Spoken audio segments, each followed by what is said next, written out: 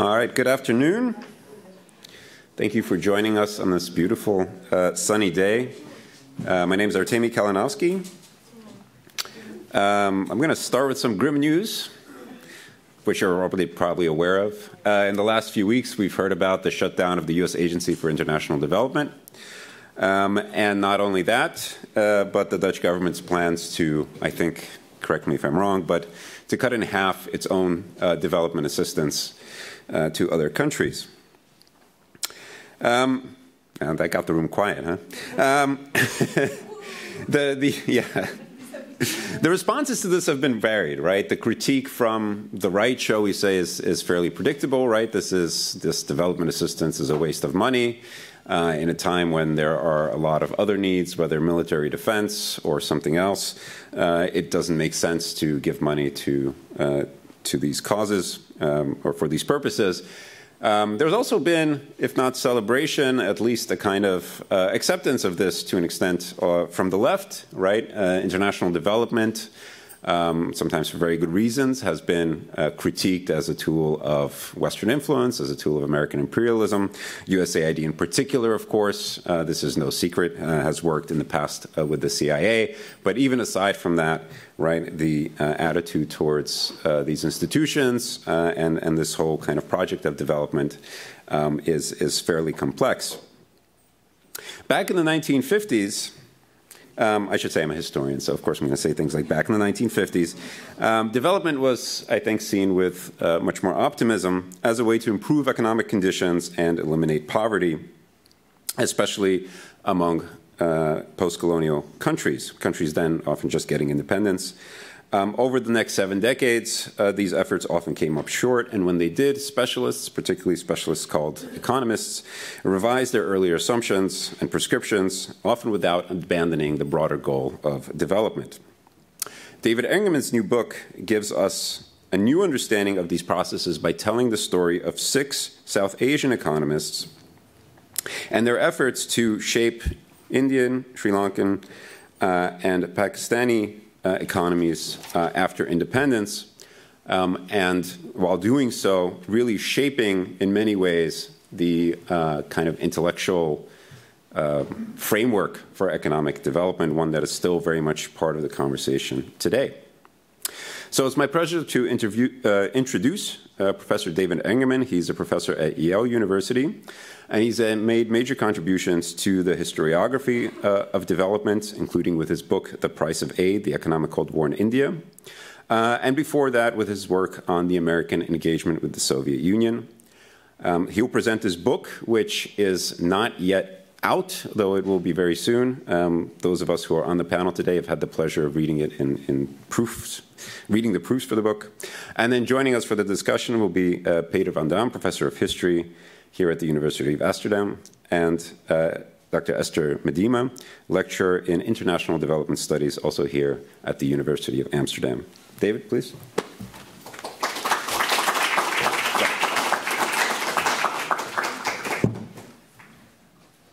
Thank you. Thank you, Artemi. Thanks to SPAU 25 for hosting, and to Professors Peter van Dam and Esther Medema for commenting. This is my actual first talk on the book where I can't say, oh, I'll get this fixed for the final version. I sent off the proofs before I got on the plane on Wednesday morning, and so fingers crossed there's nothing disastrous here. My remarks here, I'm going to divide into 3 parts. First is to kind of present a kind of historiographic framing of the issues I'm trying to enter, talk a little bit about the specific empirical base, and finally bring the two together to show how well or perhaps how poorly the empirical base connects to the argument. The purpose of the project is to recount the global history of development from about 1947, independence or the demise of British India, till about 2014. It seems to be a good moment for stock taking in the field. We've had a number of recent histories in the past few years, kind of book-length histories that offer a great deal of insight about international development. These are the culmination, I think, of 2 decades now worth of work by international historians on international development. starting with a short research note by Nick Collither called Development, Its History, which came out in 2000. He actually had an article a little bit before that about Taiwan. And this literature has been very powerful. I think it's great to see how much it engages engages deeply with the history and historiography of the quote-unquote recipient nations as well as the donors, a language that actually I will call into question in the book. And yet, I see a real disconnect. So when I talk to my colleagues in area studies programs, Latin American studies, East Asian studies, South Asian studies, when they think about development, they think of very, very different things. And there's a very rich literature in variations across, as one would expect, across the regions, about the developmental state, the political economy, that's particularly for East Asia, the political economy of development, the political economy of dependency, especially obviously in Latin America. I won't dwell on these topics here. There are others in the room who are more expert than I in them. But just this work reminds us that for all the insights that the international history has brought, they have to reckon with the fact that development was in a lot of ways a national, and indeed even a nationalist project. It was driven by the post-colonial predicament, poverty, political fragmentation, often on ethnic lines, and the subsidiary, even subservient position in the world economy. I should also note that, though the international historians don't take adequate account of national development histories, the reverse is also true, and that you could read a 500-page book on Indian development. It's a brilliant account, The Gradual Revolution, and not see how much international development was going on in India at that time. And so one of the goals here was to try and write a situated history of international development. What happens if we consider international and domestic concerns together? And I'm going to suggest two observations here that I would carry through the book. First is that development looks more like a global project and perhaps even a global south project in really important ways. It's very easy, especially in the first generation of kind of international development histories, to see development as emerging from Washington, from Cambridge, Mass., perhaps even from Amsterdam, Paris, London, et cetera. But while development aid may have gone, in terms of resources, from rich to poor, the ideas, the impulses, and the agendas present were very different. Development economics, or economic development as an enterprise, was actually a reaction to conditions in the global South. It was shaped by, it was made by people whose ideas emerged from the global South, or the global South interacting with the global North. And in fact, even these categories, as my 6 experts, my quote-unquote apostles, will show, the line between North and South can get a little bit blurry. Over the course of this book, running from 1947 to 2014, the World Bank and IMF became global institutions. I harbor, not just in scope, but in personnel. I harbor no naivete about how these organizations are run. It was founded in a summer resort in the mountains of New England. It's always been based in Washington. Its top executives only come from Western Europe, thus far at least, or the United States. The voting power is weighted heavily to U.S. and Western Europe. And yet the bank has been, World Bank in particular, has been a hub for communities of economists from all around the world. And for anyone who's actually visited the World Bank headquarters in Washington, the archive being on the sub-basement of that building, if you go visit the World Bank cafeteria, which I highly recommend, it's subsidized prices, you'll see a dozen world cuisines, right? And it seems very diverse. But the culinary variety is actually not matched by the variety of ideas expressed within that same building. By the same token, now there are very few top economics departments in Europe or North America that do not have scholars from the Global South who were educated, undergraduate, or perhaps even one generation later from the Global South. What else looks different if we look at international and national development together? It invites a rethinking, I think, of the relationship between theory and practice. There's a strong tendency of scholarship to have theory descend into practice. It's promoted by some of the practitioners, I think particularly of Walt Rostow, who was a genius at self-narration. who sees that he develops these ideas. They come. He told me actually he got the idea for stages of economic growth from an insight he had when he was 18. And I hate to say what insights I might have had when I was 18, but his insight was that the past of the economic history of England was the future of the global South. That's definitely not what I was thinking about at 18, just to be clear. It's the conceit of theorists that their own novel thoughts change the world. And I'd like to challenge that, especially for an applied field like development economics, that theories emerged as an effort to solve a problem or multiple problems. Here are two of the classic early writings in development economics, one by a Polish economist, Paul Rosenstein-Redan, at that point living in London in 1943, when he is trying to solve the problem of poverty, what he would have called backwardness, across rural Eastern Europe, which is a problem that is inflected with a number of things, including the place of Jews in these areas. And this is what drives him. Similarly, W. Arthur Lewis, whose famous article, Economic Growth with Unlimited Supplies of Labor, he's St. Lucian, Caribbean in origin, ends up spending most of his career, a decade in the UK, and then going to Princeton. But he's concerned with work he did in the Colonial Office, or as an advisor for the Colonial Office during World War II. And so he, too, is not coming up with his ideas specifically organized around a problem that he's trying to solve. So armed with these observations, that national and international development narratives need to be integrated, that development was a global and perhaps even a global South project, that theories emerged to solve practical problems, what would a history of development look like? And what I'd like to do is tell the story through six people I'll explain in a second, who I call the apostles of development. All six were born subjects in British South Asia. All enrolled in the mid-1950s in Cambridge's famed economics tripos. They started in 1953, 1954. And there are many, many other ways to tell this story, but this is the story that I choose to tell here. They were remarkably accomplished in a variety of different pursuits. I'll kind of go through them quickly in a minute. And I would say that they covered as much of the development enterprise in terms of theory, practice, their ideas, as any six individuals could, even though they are, of course, all South Asian. I call them the apostles of development, which is a kind of Cambridge in-joke. There's an organization in Cambridge, a student club called the Conversazione Society. It only has 12 members, and so someone, I think in the 19th century, nicknamed them the Apostles. And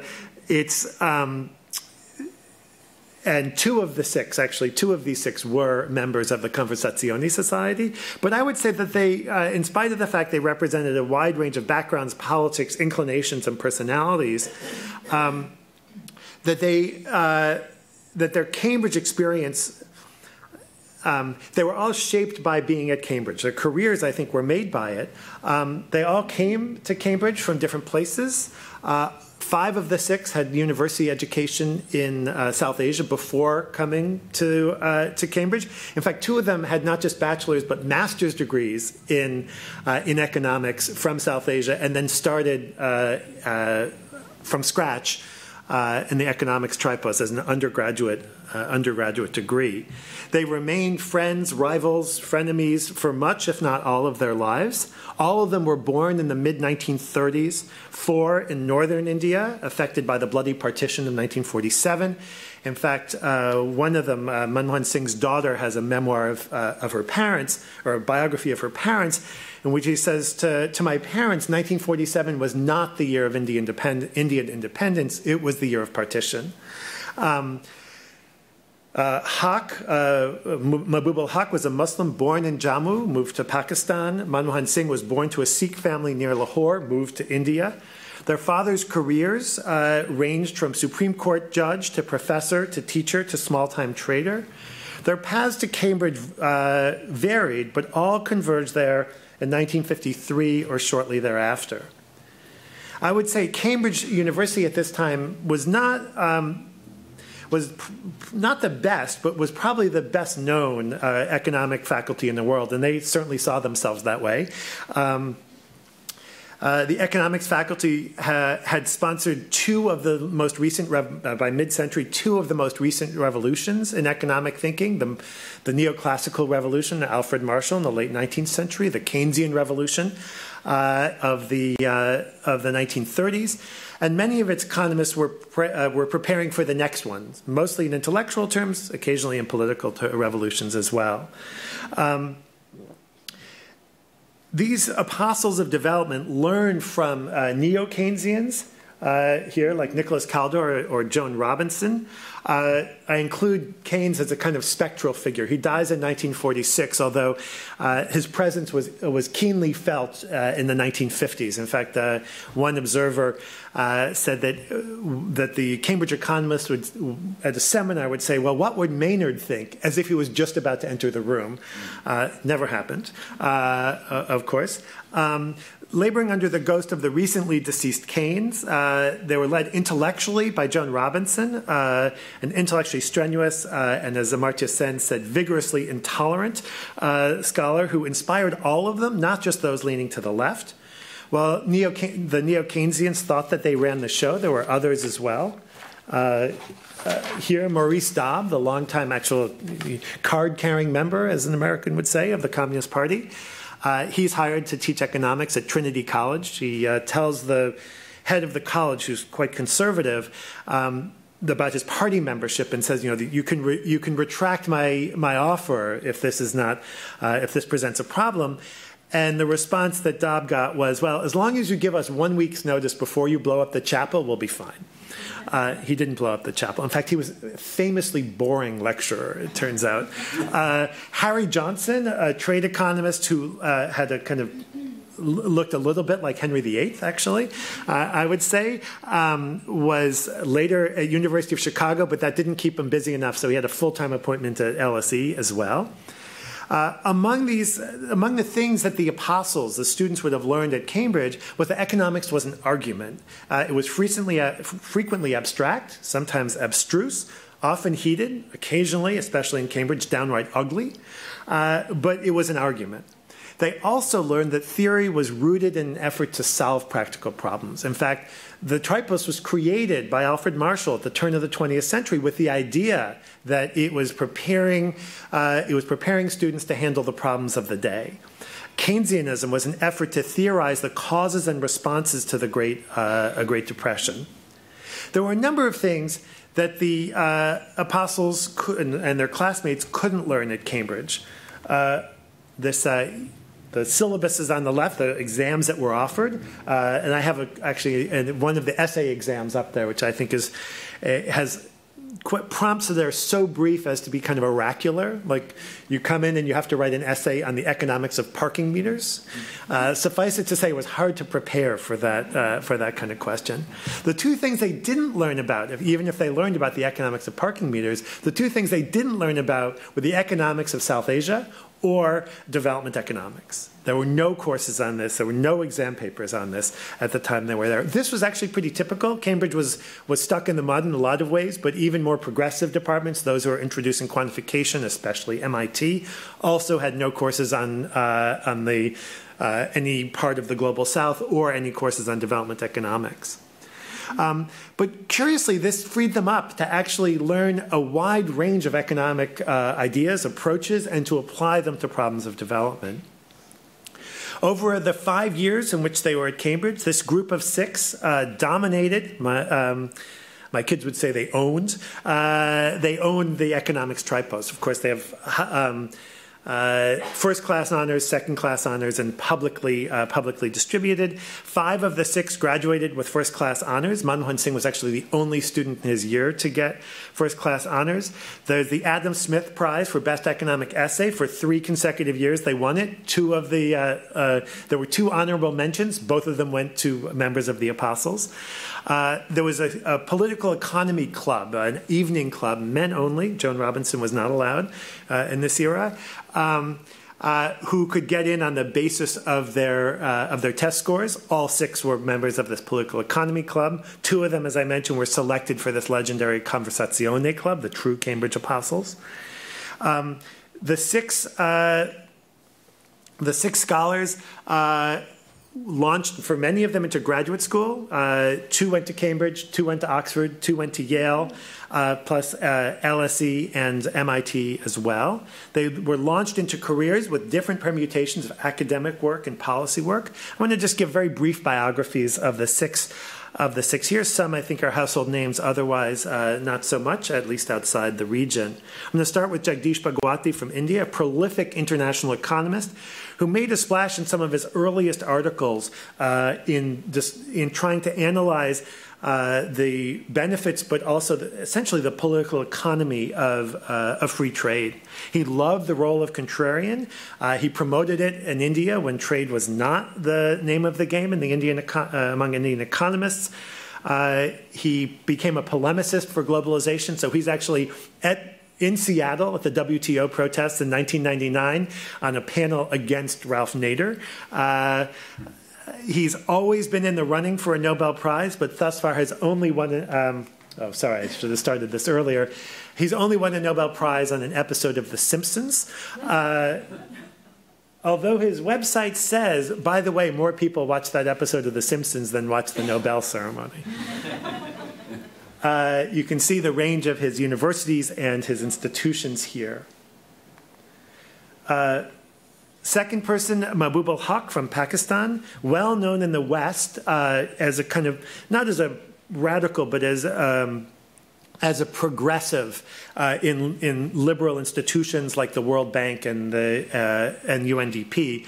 He's credited, along with Robert McNamara, the bank president, for turning the World Bank essentially into a development agency through the promotion of basic human needs in the 1970s.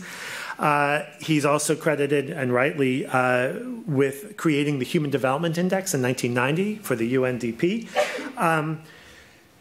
The other part, and this really surprised me when I went to Pakistan for research on this, that he's excoriated within Pakistan for being for his work though these are in the odd numbered decades, the UNDP, World Bank, and the UNDP. In the even numbered decades, the 60s, he was working for Ayub Khan, a kind of developmentalist dictator, and even more damaging for young Pakistanis. He worked with General Zia-ul-Haq in the 1980s, who is blamed not wrongly for bringing kind of making Islamism central to Pakistani politics. Next is Lal Jayawardena, born in Ceylon, is probably the least well-known of the bunch. He formulated his country's first economic plan in the 1960s, then wrote in 1977 its first liberalization plan. He also then founded a UN think tank that's still in Helsinki, the World Institute for Development Economic Research, cleverly wider. The best known of the 6, of course, is the Amartya Sen, a prolific and extraordinarily wide-ranging and deep thinker who won a Nobel Prize in 1998 for his work in welfare economics. He also had training and writing, and he's actually currently working on a book on the philosophy of human rights. An illustrious and peripatetic career summed up here. This is him receiving the prize in Stockholm and then being greeted outside of Kolkata with these adoring crowds. Manmohan Singh, also well known, began as a mild-mannered professor, became an even more mild-mannered bureaucrat, and over the course of the 1980s held every single important economic post in India. He then went to work, he was also active in international organizations. He worked for UNCTAD in the 1960s. He represented India to the IMF and World Bank in the 1970s. He was, and this is somewhat incongruously, was the Secretary General of the South Commission, which was led by the Tanzanian socialist Julius Nyerere. And then serves 2 terms. He's responsible for the liberalization of India in 1991, a kind of landmark event among Indian economists, and is prime minister for a decade after 2004. The picture on the right is from a really dreadful movie called The Accidental Prime Minister. in which he plays a sort of feminized, mincing, weak person in front of Sonia Gandhi, depicted right there. Last but not least is Rahman Sobhan, originally Pakistani, but ultimately, and here just to correct Artyom in a mild way, helps bring about independent Bangladesh in the 1960s. He's the only one of the 6 not to win first-class honors or to earn a doctorate. He's also the only one of the 6 who was on an arrest list by his own government, which is why he escaped from Dhaka in 1971 amid what amounts to a civil war there, and became a freedom fighter with a briefcase, not a gun. He's shown here with Sheikh Mujibur Rahman, who is the founding leader of independent Bangladesh. Taken together, they're a very distinguished group at home and abroad. They differed substantially. Their disagreements are actually as important as their agreements about the place of trade, the relationship between governments and markets, the role of government action more generally. Each of them balanced policy work and publishing differently. Some worked more internationally, some worked more domestically, but they were all determined to solve the fundamental problem of their region and their time, poverty. They adopted different strategies toward it. They differed over important questions: prosperity for whom, growth of what. They also changed their views in light of experiences. So how do I square the big themes I introduced in part 1 about practice becoming theory, about development as a global South project, with these 6 individual lives? So I'm going to present here a periodization, which is what the book does as a whole, and I'll spare you most of the 5 stages, if you will, of development, and speak here only about 2 of them. Quick disclaimer, of course, other periodizations are possible. Happy to discuss alternatives. And of course, these 6 don't account for everything, not least because development was a global South, not exclusively a South Asian project. But the 6 cover a tremendous amount of history. They're responsible for key aspects of development history, both in their countries and internationally. Because most of us are more familiar with development histories of this earlier period, which is why actually this workshop on historicizing the transition is so refreshing to move development history into the 90s. I'm going to focus here on the 70s, mostly the 80s into the 90s. I want to introduce it by talking about kind of a left turn in the 1970s. Which has socialist governments across South Asia, and in fact, of course, well beyond. I think of Salvador Allende in Chile, for instance, that runs into 2 kind of exogenous shocks, as economists would say. One is the oil crisis of 1973, with its second version of it in 1979, and the other is the interest rate spike starting in the late 70s and going into the early 80s. These become preludes, or debt crises in South Asia in the late 1970s are a prelude to the larger crises that racked Latin America in the 1980s. 1980s then mark a turn toward austerity and liberalization. The standard story here focuses on structural adjustment programs that were promoted by the World Bank and the IMF, familiarly, of course, demanded austerity in government spending, openness to trade, steep cutback of the government role in the economy in all its aspects, not just the public sector, but regulation, all backed by a harsh conditionality that released loans in small amounts, subject to meeting very specific policy goals. But it's important to note that these policies came just as much from the global South as they did from Washington, and that the policies were hotly contested, to be sure, in any government that had a sufficiently free press that could criticize government. As soon as in Sri Lanka, as soon as a Trotskyist finance minister leaves the scene in 1977, Lal Jayawardena ushered in a major liberalization in Sri Lanka. In India, the course of the 1980s is a slow dismantling of what was called in India the license permit quota Raj for empire, by what historians, or I should say commentators now, would call reforms by stealth. There was no massive single moment of reform, but lots of kind of technical, even technocratic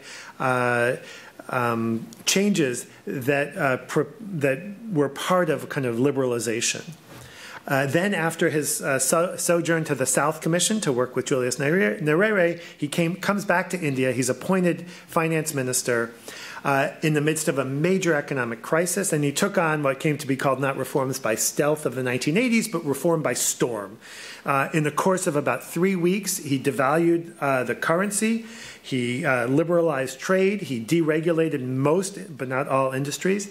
Yes, he received an IMF package, complete with the usual strings. But one aide, importantly, called this homegrown conditionality, that these were things that there was a constituency within the economic apparatus of the Indian government that was seeking these kinds of changes. And Singh and his colleagues always insisted that that they use the IMF as a resource to pursue the economic changes that they want. The resource was financial, but the resource was also kind of authority and legitimation.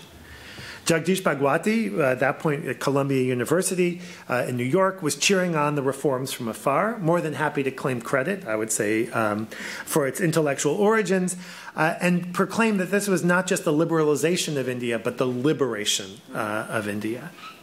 By the time of Singh's 1991 liberalization, the name of the game was economic reforms, which was, I think, a euphemism for fiscal austerity, deregulation, devaluation, openness to world trade and investment. But it built on domestic ideas. It built on domestic bases of power, both in Sri Lanka and in India. Domestic reforms predated the major structural reforms and predated Washington interventions. Yet austerity led many to see a crisis in social welfare emerging in the 1980s. And this, I think, helps explain the next stage, the rise of human development. I have a picture of Khadija Haq here, Mahbub's wife, who actually is doing a lot of the background labor, uncredited labor, I should say, for the emergence of the idea of human development over the course of the 1980s. The human development approach, which Huck spearheaded at the UN Diplomatic Development Program with the help of Amartya Sen. It had a human development index, which was only a part of the larger approach, that aspired to displace GDP per capita as the measure of development. It incorporated longevity and literacy into the calculations and produced annual rankings to try and incentivize, or perhaps better put, shame countries into improving health and education. The initial report in 1990 challenges, cites the losses in government spending on health and education, as well as health and education outcomes. Now, this is hard to square in a certain way with this notion that human development emerged out of the operationalizing Sen's so-called capabilities approach. But in fact, I think the proximate cause is really the crucial one. For one thing, Sen criticized the Human Development Index extensively. Even at Huck's memorial service, he calls Human Development Index crude and vulgar, although he still claimed to be a father for it, I should note. Regardless of where it came from, and again, my argument is it's seen as a direct response to structural adjustment and its after effects. Human development has had a tremendous impact in the field of development studies. There are human development centers, there's a journal, there's scholarly handbooks. In practice, the concept also provided a major boost and language for a burgeoning NGO engagement in development, which increased dramatically in the 1980s and even more dramatically in the 1990s, development NGOs, and began to focus on more meso and micro level interventions in health and education, peaking out past this moment to the end of the 90s and the first years of the 21st century. We can see how these local projects with singular interventions contributed to the rise of randomized control trials as an opportunity to provide program evaluation for NGOs, as one of the Nobel laureates, Michael Kramer, suggests. I should note here, and this is just to come to the end, that human development supplemented this macroeconomic approach, the so-called Washington Consensus. It did not supplant it. And I see in our contemporary moment, we have these two trends coexisting of macro-level intervention, calls for economic reform. Again, reform is only one thing, liberalization or liberation. And at the same time, there are micro-interventions, many by NGOs, often measured by randomized control trials, following along the lines of the kind of human development concept. Both of these marching, I think, under the banner of development.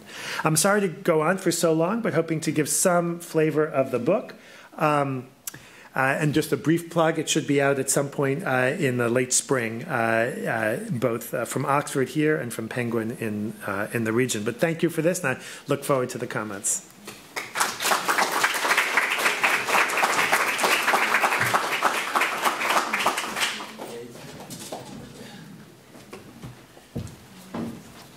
You don't have a PowerPoint, right? You don't have a PowerPoint, right?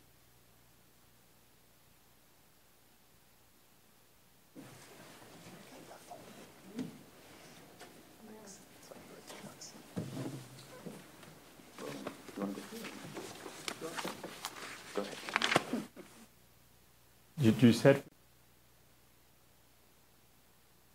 you're already sitting here, I hope. Thank you for that, David, and thank you for inviting me to comment. I have a kind of an advantage, and this might turn into a disadvantage in the fact that Esther and I had the advantage to read the whole book, and now I'm hoping that you can actually make sense of the comments that I'm giving. And I'm actually very happy you've talked for that. Well, I don't think it was actually that long, but at least extensively about what is in the book. So I think you'll be able to follow along with what I'm going to say. Your talk and the book highlight the ways in which intellectuals like these apostles have actually pioneered and subsequently shaped international discourses of development. And I think it very valuably shifts the point of emphasis in thinking about development from the north to the south. And this does not simply mean swapping out one group or one perspective for another, but it enables you to foreground different institutions also and different communities of practice, which I think is very helpful. And the resulting account significantly enhances our understanding of development as a claim-making concept.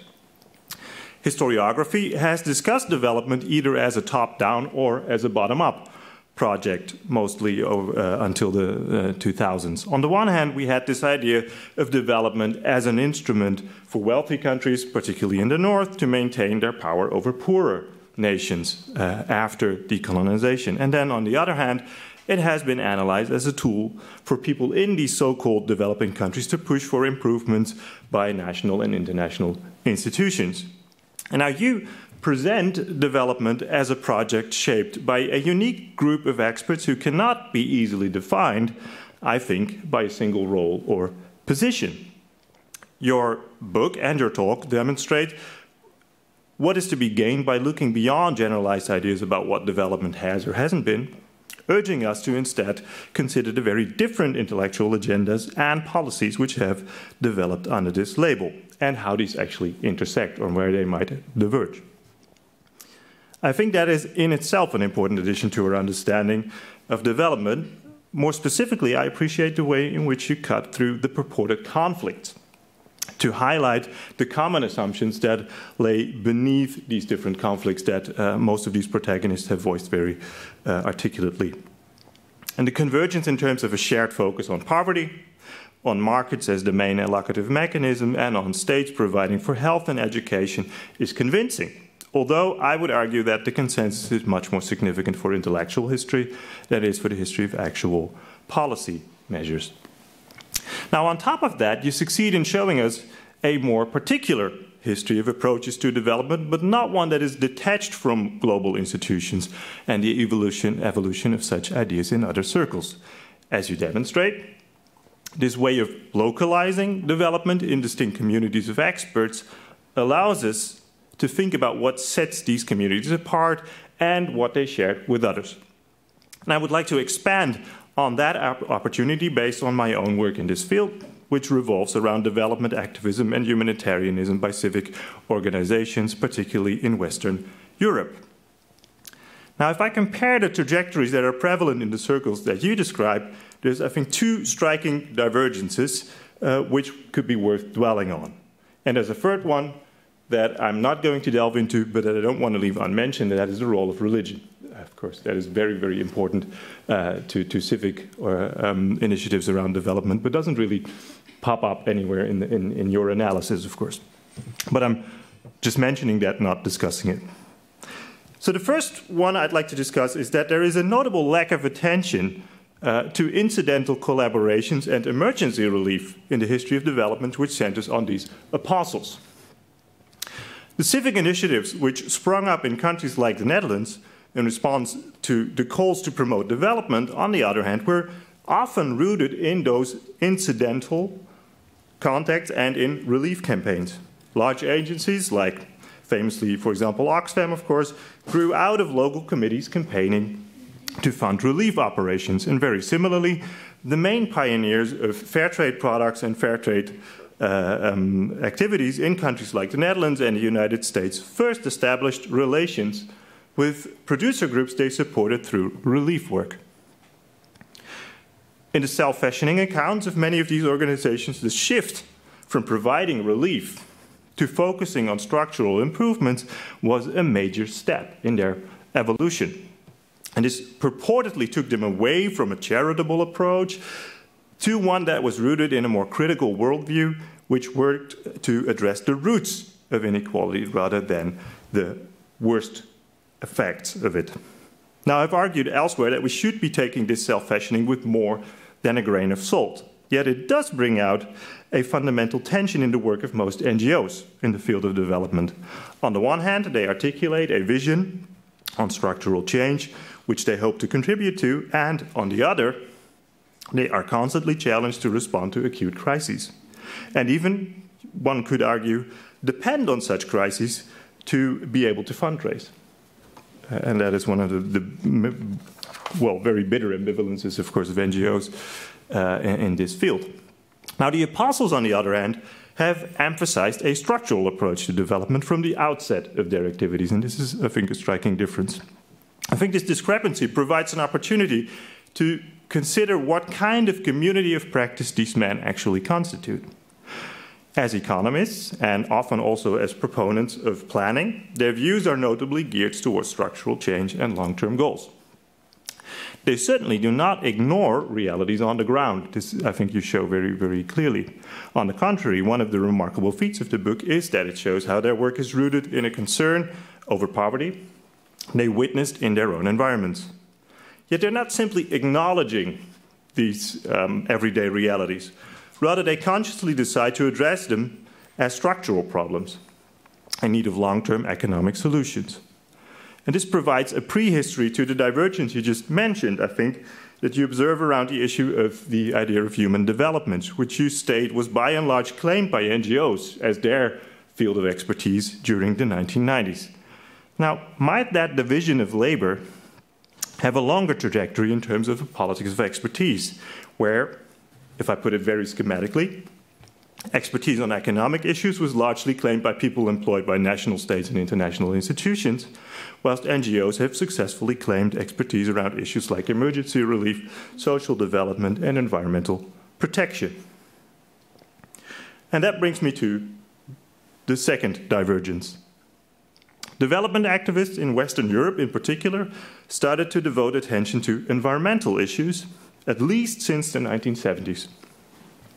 For example, so-called world shops grew to be crucial hubs for local activism around issues of global inequality since the early 1970s. They offered visitors an opportunity to acquaint themselves with relevant subjects about development, about global inequality through lectures, libraries. They sold products in support of sympathetic producer groups, etc., etc. Now, regular visitors did not just become concerned with environmental issues in what they called the third world. The world shops were also a meeting point for people who wanted to go to demonstrations to protest anything from nuclear energy to polluted rivers in their own region. And from the 1980s onwards, sustainable development could thus easily become an important watchword for them, connecting many of the activities and ideas that had already been part of their activism. Notably, many of these groups seem to have been blindsided by the emergence of climate as an activist issue. And I would argue that this did not result from ignoring that subject, but from their existing engagement with environmental issues, which made them reluctant to promote a singular focus on climate issues, something that Amartya Sen has also struggled with in his recent work. Now, on the one hand, then, it is very refreshing to read a book on development, which hardly discusses the 1972 Stockholm Conference on the Human Environment or the 1992 Earth Summit in Rio de Janeiro, and where publications like The Limits to Growth and the Brundtland Report Our Common Future don't provide important capstones. Yet, in light of the global problems which these meetings and books have come to represent in recent historiography, it is also slightly disconcerting that the men central to your account hardly seem concerned by them. To an extent, this might be a question of how we label issues, of course. For example, essential subjects like the access to food and the access to energy, which do play an important role, could easily be framed as environmental issues. But I think there's a more fundamental question at stake here too, one that your analysis, I think, subtly articulates, particularly around the debate over expanding the categories of analysis in terms of human development. One could argue that many of your protagonists voiced doubts over the limitations of the economic approach that they had been trained to implement and that they had been working to implement ever since. The question your book thus raises is, of course, to what extent the role of economic expertise in thinking about development was or has become a problem if it hasn't provided the means to address the unfolding climate crisis. Now, discussing these divergences, I think, can be helpful in situating the apostles historically, and to my mind, your book and your talk reinforce the idea that we are witnessing the end of an era. We are leaving behind the era of post-colonial globalization. The struggle over the colonial legacy of economic inequality was at the heart of this era. This went hand in hand with the centrality of economic expertise, which was at the heart of post-war statehood. In a way, your book, I think, itself is part of this ending. Shifting the perspective away from the North-South axis towards a distinct group of economic experts, you distance their work and our view from the post-colonial framework in which the North was purportedly the dominant power and North-South relations determined one's vantage point. Now, ironically, I think many of the people who have devoted their lives to promoting global equality would have welcomed the idea of leaving behind the post-colonial era, right? Yet seeing this ending unfold right now, even unravel, maybe, it's really hard not to think about what we are losing in this moment, too. Which leaves with the question, what kind of an ending is this? Thank you. I look forward to discussing that.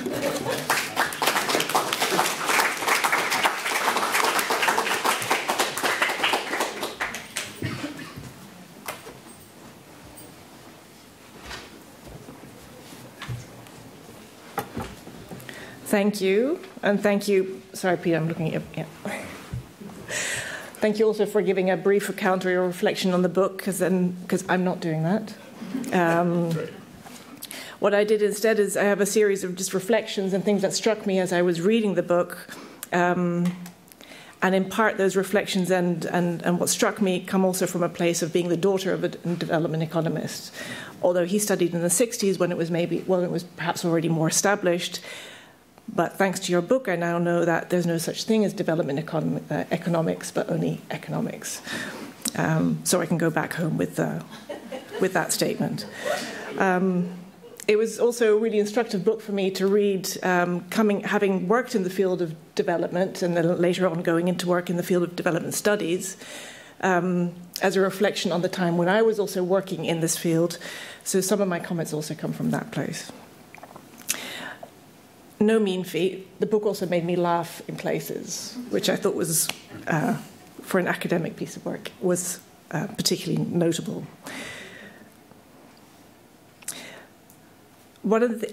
in terms of what instruction and how instructive it is, what I found really interesting throughout the book and this ongoing debate that there was between the six protagonists is this the dilemma between reducing poverty and what it takes to reduce poverty and what is poverty, and whether you tackle inequality and whether it's about distribution or redistribution. Is an ongoing struggle, debate between these different actors and others as well. And also at what level, what scale you attempt to reduce poverty or inequality between individuals or between households, the regional disparities that you speak of, particularly in Pakistan, north and south. So all these tensions come throughout the book at multiple places, and that was very interesting to see throughout.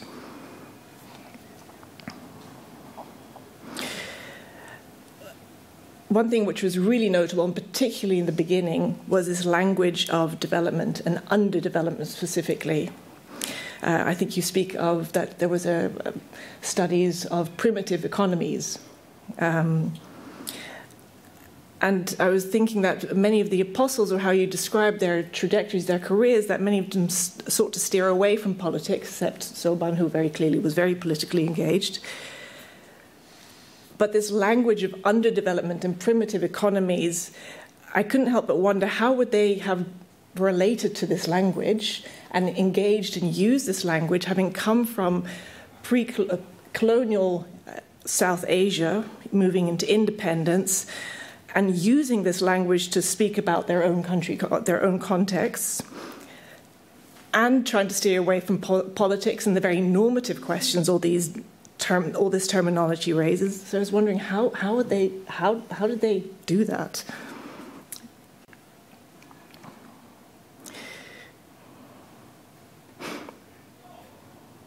In terms of, if you want to know anything about the development of the field of development economics, this is also incredibly insightful. I was also struck by the divisions between, say, Cambridge and Yale, or the MIT, and the more quantitative groups, and the the ones that steered away from the quantitative forms of scholarship. The evolution of the understandings of poverty and growth and inequality, and how to measure it, and the sort of evolution of the measurements thereof.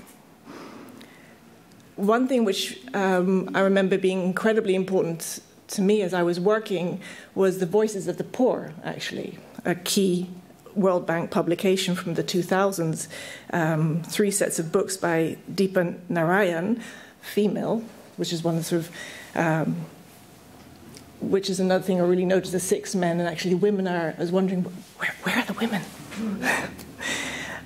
But that this was a very grounded piece of work, or series of works, which gives a very textured, fine-grained analysis of what was poverty and people's experiences of poverty. And again, I was wondering if any of them spoke about this work or this kind of work.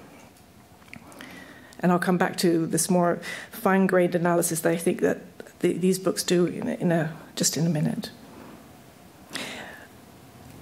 The term of apostles, which was also striking, and you mentioned it's a sort of tongue-in-cheek reference to the nickname that these Cambridge Conversazioni group had. But it also struck me that and elsewhere in the book you mentioned the gospel of development, or I think it was the gospel of development. And I think you cite Huck, who says, I look to the future. I don't dwell on the past, or it's a useless point dwelling on the past, and particularly also the present is not something I'm really focusing on. It's future-oriented. So I was wondering if there was more to this tongue-in-cheek apostles as a future-oriented, this future-making of these economists and development economics and development enterprise more broadly. And I was reminded of the work of Apodouai and The Future as a cultural fact produced by science and the state. And this was very much at work in the work of these 6 men, which must be interesting for a historian, I thought.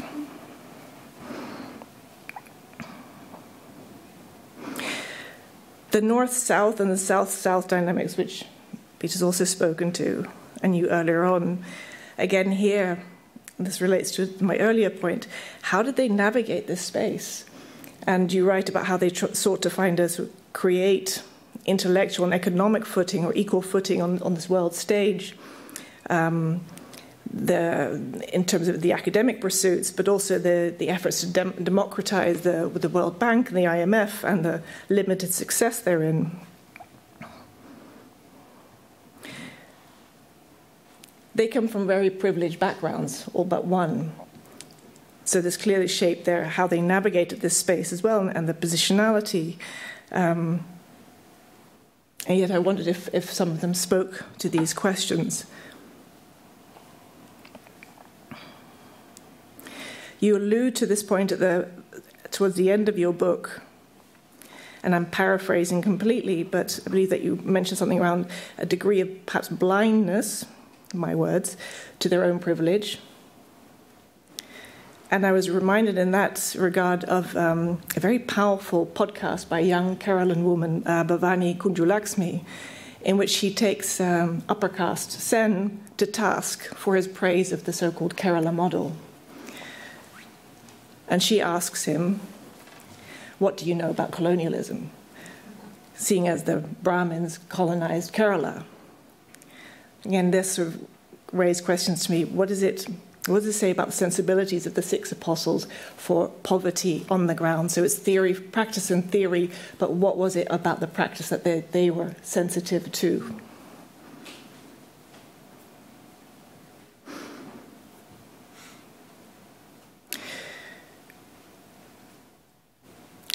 In the book you say, at some point, development failed to live up to its 1950s promises. And I think every decade we probably say it's failed to live up to every set of promises. It's always this promise, mostly remains unfulfilled. And just reflecting on today and what Artemi was saying at the beginning, and the cuts to development aid and whatever else is happening, there's lots of commentators, lots of commentaries there abound at the moment, and so there's a mixture of panic and outrage and horror at the same time that this might be an opportunity, or as somebody, actually Professor Ang from Johns Hopkins calls it, a polytunity, not a polycrisis, but a polytunity. And actually a World Bank economist or a World Bank director of the Health and Nutrition Department or unit argues that actually all this outrage and this panic is understandable if the intention is to maintain the status quo. So I'd be curious if there's any reflections on, might this go beyond the current status quo? These are my comments. Thank you.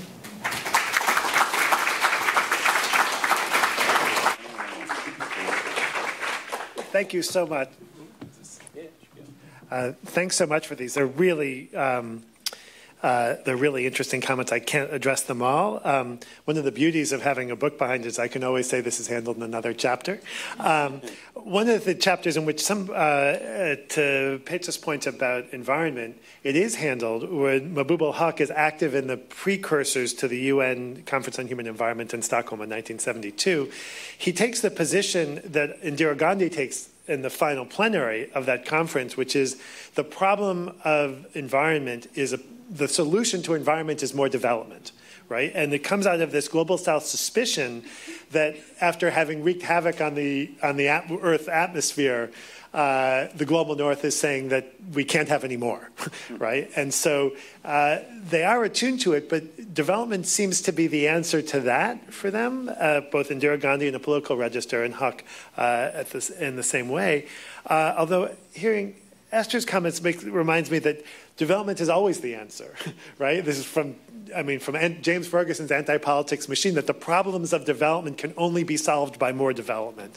And most of these six, I'd say all of these six, believe that to some degree. You're right, Petra, that I deal insufficiently with NGOs. I manufacture what I can out of the connections that Huck does when Khadija and Mahbub al-Haq create the Human Development Center. Raman Soban creates the Center of Policy Dialogue. a little bit about Brock, which actually fits your story perfectly, something that starts as a relief organization. Its original name, the R was originally for relief, but realizes that the lack of Bangladeshi state capacity leads the founders to change the name of it to rehabilitation and keep on going, right? And so this is true not just in Global North NGOs, but in Global South NGOs as well. To Esther's point, I do need to address the "where are the women" question. I do have a line that the fact that these are the 6 speaks to the opportunities and lack thereof in their time and place. I would say that the 6 between them had an amazing group of partners, but it seems silly to have them be coming together, right? So Lal Jayawardena's widow, Kumara Jayawardena, is one of the founders of what was then called Third World Feminism. Her book in 1980 was named one of Ms. Magazine's most important books of the century. But I struggled to how to deal with the question of gender other than to address it when I could see it. And I think there are many other books and groups, especially once you get past the 1950s, that would look very different than this. And so I do try to call attention. They're not just development economists. They are these 6 men. But there's a limit to where I can go with these 6. I also feel that limit, I guess, in a picture around the NGOs. How did they hear phrases like Huck taking a course called Primitive Economics, which, of course, he took at Yale, I should note. That, as you note, 5 of the 6 came from privileged backgrounds. And so they had a deep and abiding commitment to fighting poverty. But other than Manmohan Singh, none of them experienced that firsthand.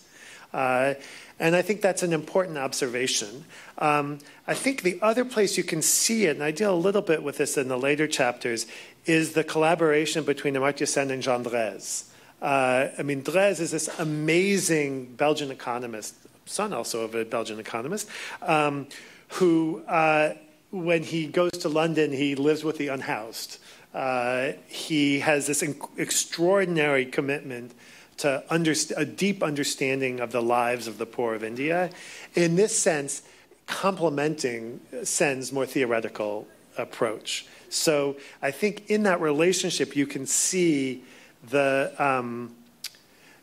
commitment to making a better world, but also that it doesn't come from firsthand experience for most of them, particularly not for Sen. Sen kind of chose to stand away from politics for the most part until very, very late in his career. So how did it feel to be described in a course on primitive economics? It was that they were, I think I say in the book, they were people from poor countries, but they were not themselves poor. And so there always is a bit of alterity operating in this relationship. And I think that is one part of it. The other part on the specifics of primitive economics was this kind of weird field of study of a sort in the 1950s in a way that would be unrecognizable today, that would be fitting into narratives of the emergence of the economy, I think. Historians, well, we may or may not be good about the past. Sometimes I doubt that, but we're certainly not very good about the future. But I think you're exactly right that the way to see development is as a kind of imagined, a vision, an economic vision for the future.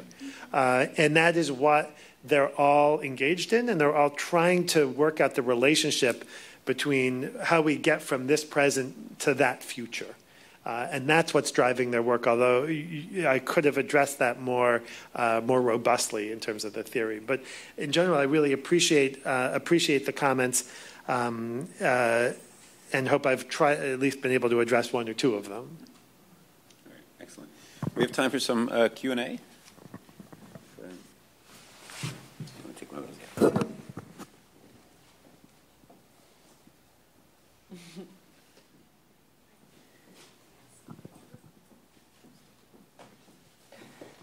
Thanks for the presentation. I look forward to reading the book, and it's nice to hear about your work today after we've been discussing all kinds of other things. So one of the things that you sketched out in the beginning is you wanted to bring international development and national development together. And that's something I've been struggling with in my own work, and yet I choose not to call the contemporary, some of the contemporary things happening in Kyrgyzstan right now, in my mind, development. And talk about them as politics.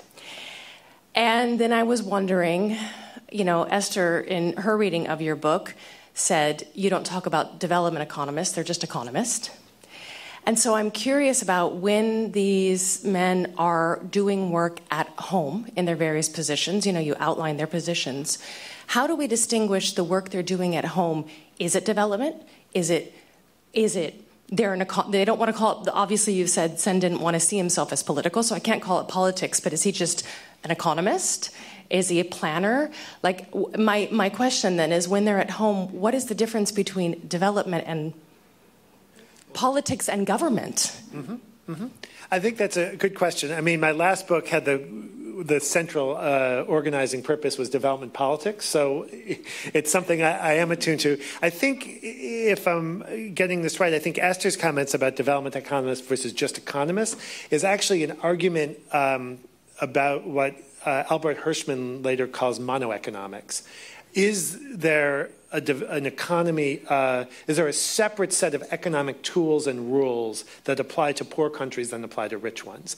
And this is a question with a deep legacy back to the middle of the 19th century in India, among Indian economists in the colonial period. And so there's a very kind of specific question, and Sen says there's no such thing as development economics. There's only economics. So I think that has a slightly different ring to it that it was kind of compressed, at least in my talk here. I mean, one way to look at it, I suppose, is that the project of development is an inherently political one, and so to enact development is to engage in politics. And I think they would have seen themselves. I mean, Singh was a bureaucratic mastermind, that he manages to work for Indira Gandhi in her kind of socialist phase, and then for the first non-Congress Party government in India from 1977 to 79. Right? He was a master at the politics of it, but the agreement was not to present it as politics. He's presenting prudent policies. He always talked about a middle road. He doesn't actually talk about what it's in between, but when I would ask him about the policies or his agendas, he would say, well, I'm seeking a middle road. What was the thing he uses about land reform? Not ideological, but just practical, right? So he's aware of it at the same time he erases it, I would say. And I think that is true for others of them as well. But thanks.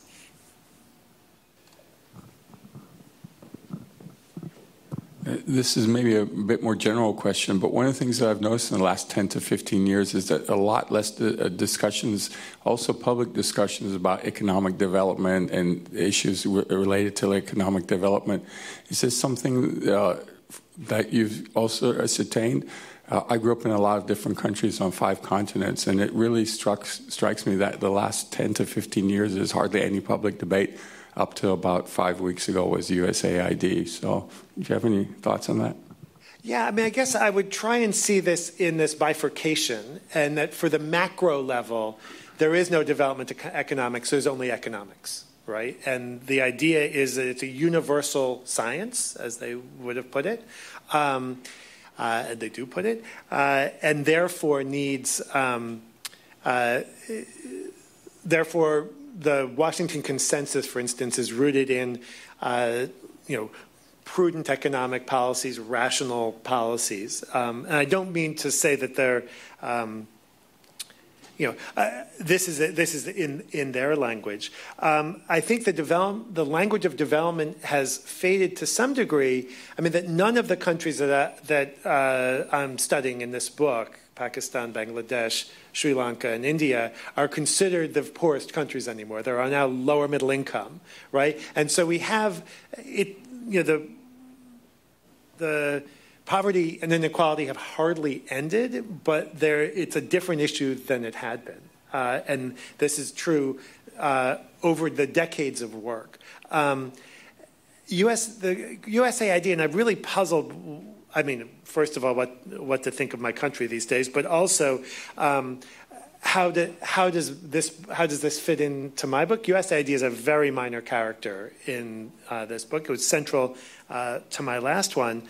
But as Artemi intimated in his introduction, there's a certain sense in which the demise of USAID is consistent with the academic critique of development, which, especially the kind of quote-unquote post-development notions, that there's been so much critique of development from the left that it's almost as if the right has been listening. I'm not sure that they have, but either way, that is a strange issue, although this is where I also want to pull my historian's hat and say, I stopped my story in 2014. I don't need to really answer that question. I'll save it for people who are more engaged in the present. I think Esther maybe wants to jump in. I don't know, actually. Oh, okay. No.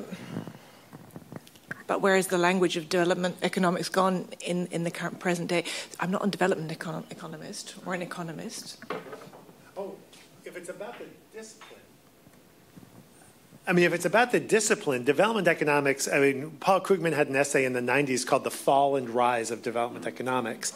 And there, it's a fascinating story of how development economics has actually gone from being an outlier in the economics profession for the 70s and 80s into being a core area of research because it's able to use the same kind of formal expression, formal modeling, and quantitative techniques that are used in other places. And so RCTs have and work like that, natural experiments, these sorts of things, have really given rise to a new energy in development economics as an enterprise where it was on somewhat suspect grounds for, I think, the 70s and 80s, in part because of the way the economics profession was changing, and in part because they were identified, not entirely wrongly, with continued lack of success in the practical arena. No, sorry, I need... Okay. I think we have 1, 2, and 3. Thank you for this wonderful presentation and also this wonderful insight into this group of economists. I was slightly puzzled when so I think it's very intriguing, and also your approach was to start to think about how their economics was very much informed by the problems that they were addressing, so it's not theory from above that they're practicing. But when I got to your sort of the way that you explained what they were doing sort of in the 80s in the liberalization from above and below, I sort of got lost where the below and the above was. Because if I have a very cynical reading of what you presented, I heard you saying that they went back into the context where they had come from, but they were somehow applying the above theorizing in these contexts. So I can see, for instance, what you were saying, especially about the human development phase. I think there's really and I'm thinking of Sen, sort of, that is really informed by another perspective. But I had a little bit of difficulty seeing how their perspectives that they were bringing in the 80s in the liberalization agenda were so much different from others. And also thinking of Bhagwati, I don't associate him immediately with sort of as somebody that has a decidedly different view on what I would expect from economists. So maybe I'm missing something. Probably the story is a bit more complex than how I now interpret it. Well, as I was joking this afternoon, the job of a historian is to say it started earlier and it's more complicated, so it's definitely more complicated too. I actually try not to use the language of above and below, because these are people in the global south, but they are not the below of Voices of Poverty, right? Or of the Carolyn podcaster you mentioned, right? But I do think it's important not to associate these ideas as if there was no one in the global south who was interested in liberalization as a solution to the problems.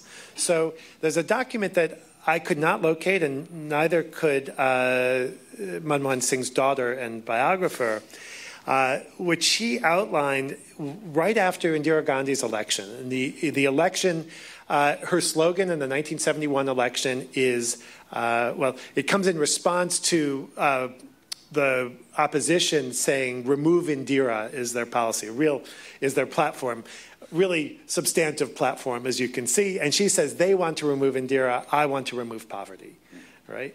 And this is the agenda in which she operates under. Singh is actually asked to write a kind of what should Indira Gandhi do with this mandate, and he tries to frame the ideas of essentially liberalization, but within the Congress Party idiom of the era. So he invokes Gandhi's father, Jawaharlal Nehru, invokes Gandhi, but the kind of practicalities of what he's calling for are not are anathema in the kind of mainstream Indian economics profession and in fact in the ministries. But I'd hesitate to say that it's only from above, right? These are intermediary figures. They are elites, except for Singh, are elites in their own country. They are also between themselves, between North and South. And yet I do think that we can find lots of instances, and certainly the ones I'm ready to talk about are in South Asia, where liberalization is seen as the answer to the problem that they're facing. It's not just something that is dictated from Washington. But then I think the follow-up question, I think, would be: is their version of liberalization in any way different from the version that is kind of proclaimed from Washington? So do they add, or is the version that is proclaimed in Washington even their version? So is there something distinct about this agenda of liberalization that we didn't recognize because we looked at it mainly from a northern perspective? That's a good question. One of my fish that got away in this book is an editorial comic I wanted to use that shows Manmohan Singh in 1991 and his Prime Minister, P.V. Narasimha Rao, walking away from a building that says IMF. And they are holding a treasure chest full of coins. And one notable thing is that their arms are twisted 15 times around each other. Like, it seems unimaginably painful, but it's so over the top, it doesn't seem real. And the caption is, just remember, Manmohan, if anyone asks, we twisted these arms ourselves. I think there is something to this argument that some portion of, Singh's objection to IMF heavy-handedness was the heavy-handedness and not the policy. At the same time, these external organizations could be resources in internal discussions. So I think there are different emphases. Singh always was interested in doing some targeted programs for the poor, even in the aftermath of 91. He's criticized from the right for not liberalizing enough. He's criticized for the left for not attending to India's poor sufficiently. There's a debate over simply the measurement, how many poor people are in India and how has this changed, that rages for about 15 years after 1991. But I do think there's some piece of it that is not just being dictated from below, because it's a response to the problems that are emerging. One of the other kind of catchwords of Indian economy in the 1970s and 80s is the quote-unquote Hindu rate of growth, which was about 3.5% per year, right? And the fact that the sense that they couldn't get above that. And Singh writes actually for him quite pointedly, we can't say that the regulations we've imposed have actually done much for the poor, right? And maybe it's time to try something else. Or, to use Mahbub ul Haq's phrase, you can't redistribute poverty. right? You need a certain degree of economic growth, is his argument, in order to provide for the poor. And so that is, I think there are differences in it, but I think the most important thing is just to not assume that Washington dictates every story. And I think that many in Washington wanted to believe. It allows, in some cases, people in the global south to externalize things, but it's actually, again, more complicated story. I think there was a question back there. Yeah, I find it very important to distinguish between, if we're talking about top-down and bottom-up development, the level of the colonial powers determining development within these nations versus then actually their national governments still having top-down power in determining paths of development versus truly bottom-up coming from the citizens. And yeah, if we're talking about the effort to end global poverty from then until now, I find it very interesting to consider, okay, so now Western countries have taken a hands-off approach and said, well, we shouldn't be involved or invasive in these efforts, but have they made sufficient reparations? As we've briefly mentioned, is there sufficient effort to address systemic inequality issues on a global level? But still then also the question, are these national governments taking effective and long-sighted efforts to address some systemic inequality within those nations as well? And is it sufficient to just hand over the reins to actually very fiercely criticized governments? Yeah, I mean, just to be clear, I don't use the language of top-down and bottom-up development in the book, not even as a shorthand. And they're not the bottom, right? I do think there's a kind of discussion to be had about the call in some development circles for participation, but it's almost a sort of externally imposed participation.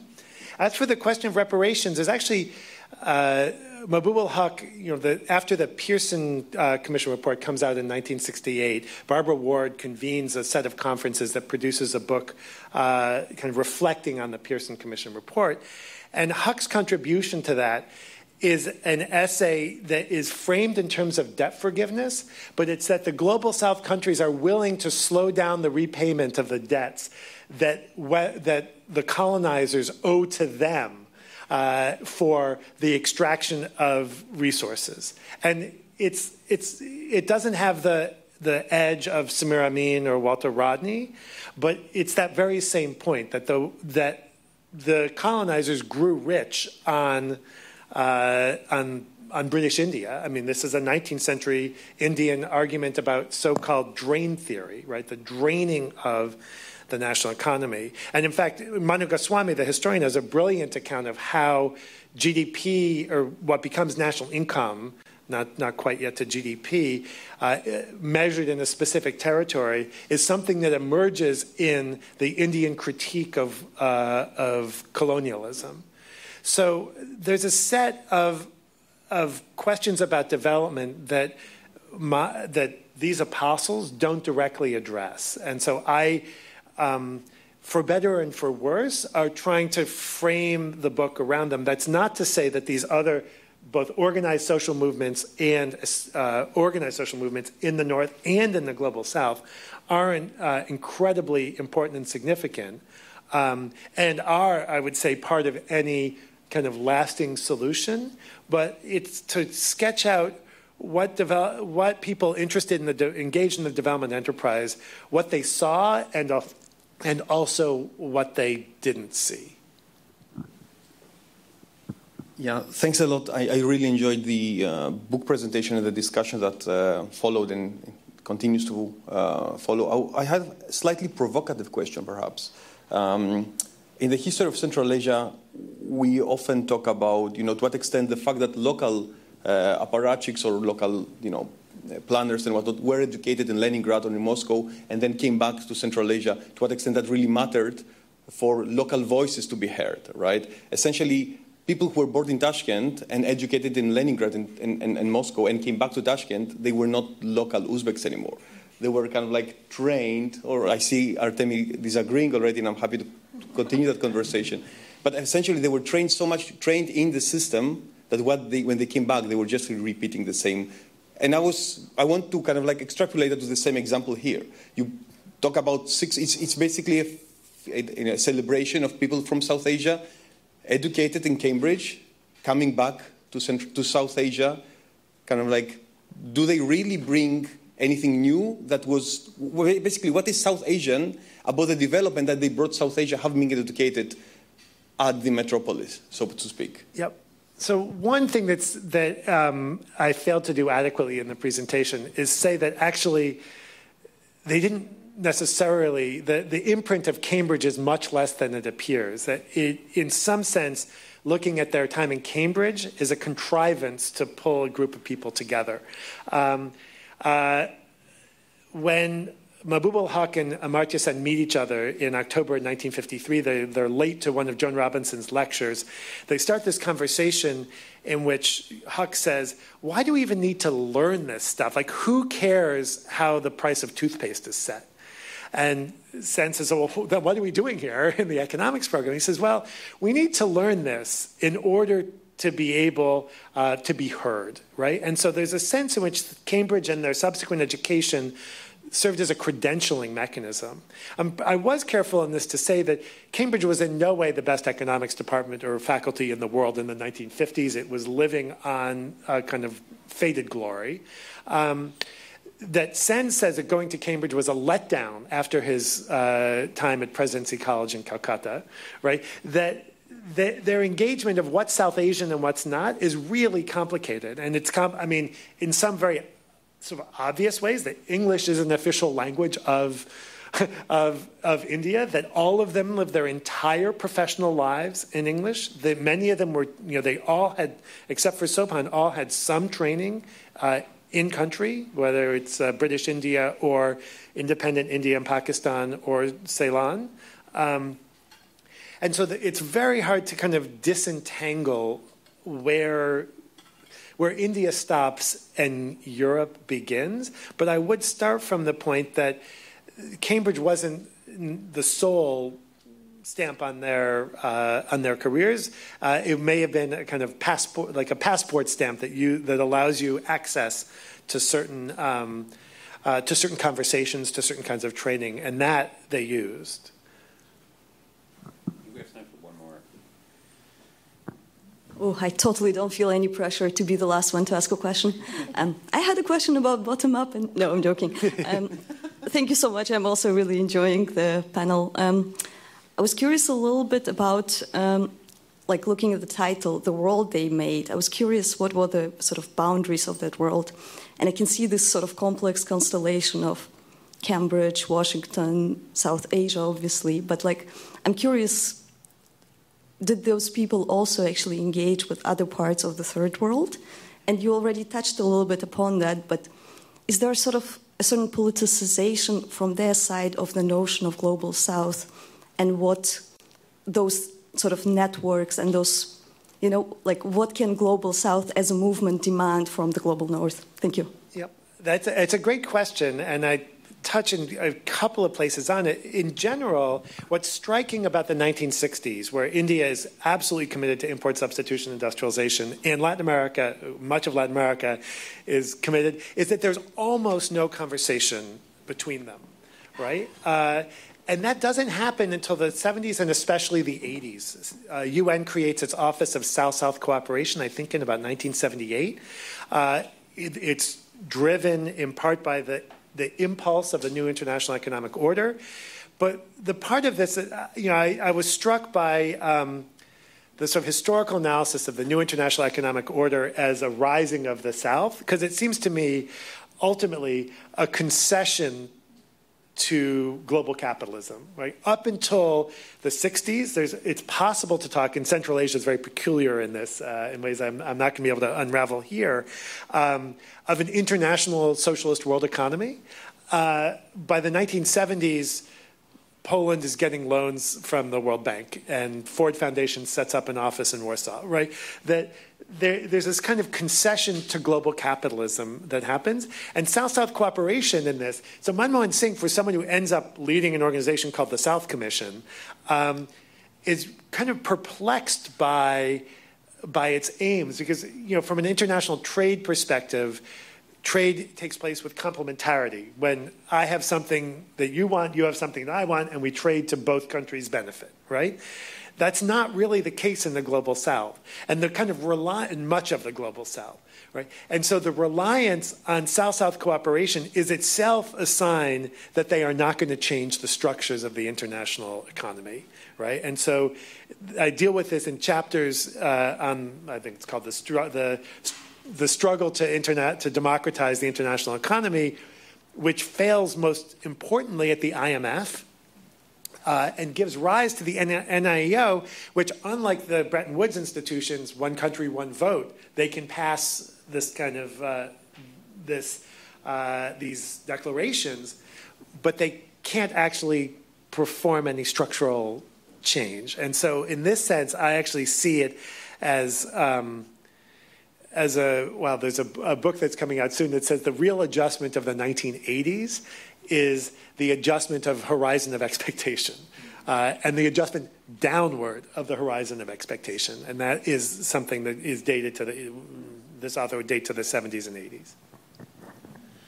All right, well, I think that's all the time we have. Many thanks to, first of all, to David, Esther, and Peter for taking part in this. Many thanks to the Faculty of Humanities for making this event possible, and to Spout 25 for organizing. Thanks to everybody for coming. The book will be available in June, just across the street here at Atheneum or at the American Book Center. Have a good evening.